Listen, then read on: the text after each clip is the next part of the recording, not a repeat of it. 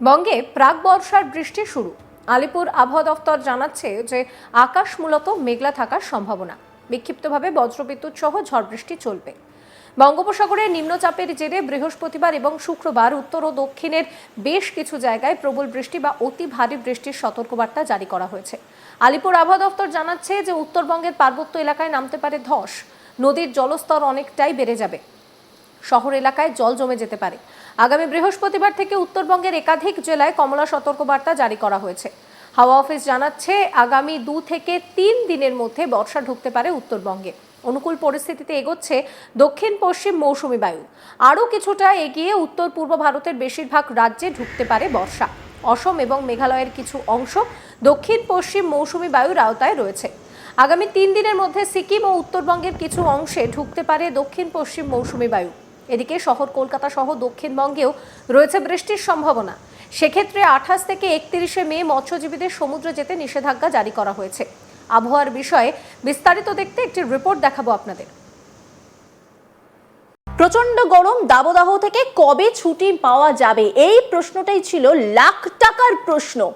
কবে ছুটি মিলবে? ইতিমধ্যেই আমরা যে খবর পাচ্ছি যে বর্ষা কিন্তু সময়ের আগেই ভারতে প্রবেশ করেছে, মানে কেরালায় কিন্তু ইতিমধ্যেই বর্ষা প্রবেশ করে গেছে। তারপরেই জানা যাচ্ছে শুধুমাত্র কেরল না, বঙ্গে মানে সিকিম এবং উত্তরবঙ্গের দিকেও কিন্তু বর্ষার সময়ের আগেই প্রবেশ করবে। আর তার মধ্যেই বঙ্গোপসাগর থেকে প্রচুর পরিমাণে জলীয় বাষ্প কিন্তু স্থলভাগের দিকে ঢুকছে, আর তাতেই প্রবল বর্ষণের সম্ভাবনা কিন্তু জোরালো হচ্ছে। নিম্নচাপ অনেকটা জোরালো হচ্ছে, মানে জোরালো নিম্নচাপে যে পশ্চিমবঙ্গ প্রত্যেকটা জায়গায় বেশ বৃষ্টি হবে তা কিন্তু বলার অপেক্ষা রাখছে না। আবহাওয়াবিদ কিন্তু ইতিমধ্যেই বলে দিয়েছে যে বর্ষণ প্রবল হতে চলেছে, আর তার জন্য সতর্কবার্তা জারি করা হয়েছে। বেশ কিছু জায়গায় কমলা সতর্কবার্তা জারি করা হয়েছে, মৎস্যজীবীদের জন্য নিষেধাজ্ঞা জারি করা হয়েছে। কোন দিকে কি আপডেট রয়েছে এবার আমরা সেই দিকে একটু নজর রাখবো। ইতিমধ্যে একটু আগে ছবিটা দেখাই, আজকে 27 তারিখের যে ছবিটা আমরা দেখতে পাচ্ছি, এই হচ্ছে নিম্নচাপের যে কেন্দ্রবিন্দু। নিম্নচাপের কেন্দ্রবিন্দু ধীরে ধীরে সেটা কিন্তু পশ্চিমবঙ্গের দিকে যাবে এবং তারপরেই পশ্চিমবঙ্গের দিকে প্রবেশের পরেই কিন্তু প্রবল বর্ষণ শুরু হয়ে যাবে, এমনটাই কিন্তু আপডেট পাওয়া যাচ্ছে। ইতিমধ্যেই বলা হচ্ছে যে বর্ষা খুব তাড়াতাড়ি কিন্তু বঙ্গে প্রবেশ করতে চলেছে, আর তার জন্য যে অনুকূল পরিবেশ, সেই অনুকূল পরিবেশ কিন্তু সৃষ্টি হতে শুরু করেছে। দেখতেই পাচ্ছেন নিম্নচাপ কিন্তু গভীর নিম্নচাপে পরিণত হচ্ছে। ইতিমধ্যেই কিন্তু নানা রকম আপডেট দেওয়াও শুরু হয়েছে। এবার আমরা সেই আপডেটের দিকে একটু নজর রাখবো যে কি কি আপডেট দেওয়া হয়েছে। স্পেশাল বুলেটিন দেওয়া হয়েছে যে বর্ষা খুব তাড়াতাড়ি প্রবেশ করতে চলেছে। কোথায় কোথায়? মিজোরাম, ত্রিপুরা, মণিপুর, নাগাল্যান্ড, অরুণাচল প্রদেশ এবং আসাম এবং মেঘালয়ের বেশ কিছুটা জায়গায় 26 তারিখেই মানে গতকালকেই কিন্তু বর্ষা প্রবেশ করার কথা বলা হয়েছে। তার পাশাপাশি বলা হচ্ছে যে এই দেখুন স্পষ্ট দেওয়া হয়েছে যে সিকিম এবং ওয়েস্ট বেঙ্গলের কিছু জায়গা মানে পশ্চিমবঙ্গের কিছু জায়গায় পরবর্তী 3 দিনের মধ্যেই কিন্তু বর্ষা প্রবেশ করতে চলেছে। 3 থেকে 4 দিনের মধ্যেই বর্ষা প্রবেশ করতে চলেছে। পাশাপাশি বলা হচ্ছে 27 মে কিছু আপডেট কিন্তু দেওয়া হচ্ছে। আজকে 27 তারিখ, 27 মেতে কি আপডেট দেওয়া হচ্ছে না, সেখানে বলা হচ্ছে নর্থ বে অফ বেঙ্গল অ্যারাউন্ড 27 মে, মানে বঙ্গোপসাগরে কিন্তু ইতিমধ্যেই জলীয় বাষ্প কিন্তু স্থলভাগের দিকে প্রবেশ করতে শুরু করেছে। 28 মে থেকে বেশ কিছু জায়গায় পশ্চিমবঙ্গের বেশ কিছু জায়গায় হেভি রেনফলের কথা কিন্তু বলা হয়েছে।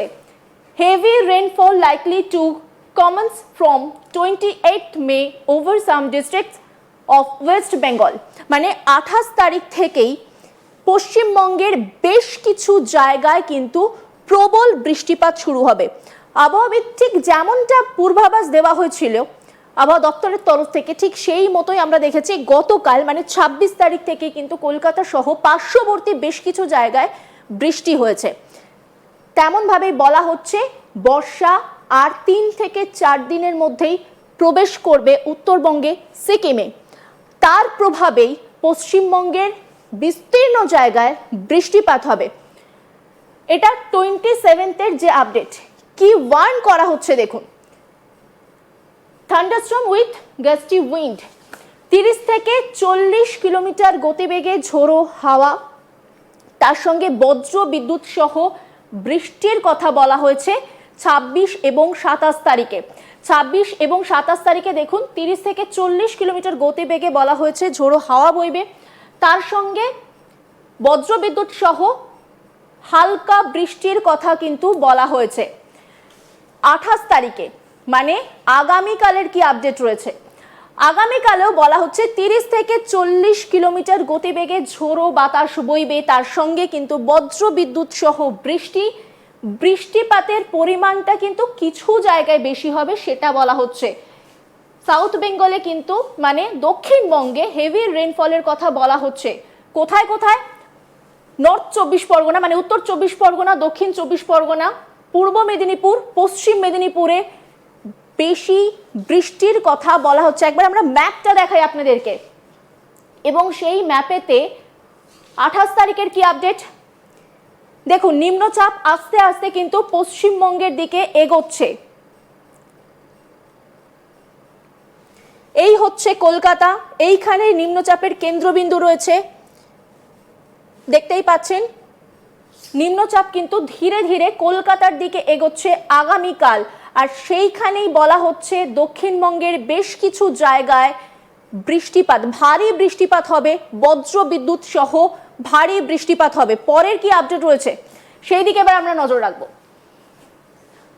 29 তারিখে দেখুন 30 থেকে 40 কিলোমিটার গতিবেগে বলা হচ্ছে ঝোড়ো বাতাস বইবে, তার সাথে কিন্তু বজ্র বিদ্যুৎ সহ বৃষ্টির কথা বলা হচ্ছে। বৃষ্টি কিন্তু হেভি রেইনফলের কথা বলা হচ্ছে। দক্ষিণবঙ্গে বলা হচ্ছে হেভি রেইনফল আর হালকা বৃষ্টির কথা কিন্তু বলা হচ্ছে না। কোথায় কোথায় না? উত্তর 24 পরগনা, দক্ষিণ 24 পরগনা, পূর্ব মেদিনীপুর, পশ্চিম মেদিনীপুর, ঝাড়গ্রাম, কলকাতা, হাওড়া, হুগলি, বাঁকুড়া এবং পশ্চিম বর্ধমানে।